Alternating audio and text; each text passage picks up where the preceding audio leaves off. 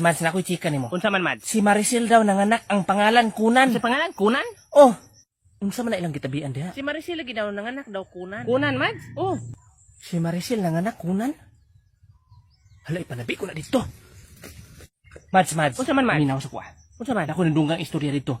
Si Maricel daw nga nanganak Kunan. Hala na Kunan si Maricel. Oh, unsa man ang nakunan? Sa Bisaya pa nakwaan. Hala, nakuhaan si Maricel?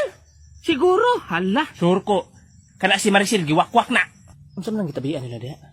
Naka na si Maricel, gwak-gwak yun na. Hala, si Lagi, no? Maricel, wakwak. Hala, ipanabi ko na.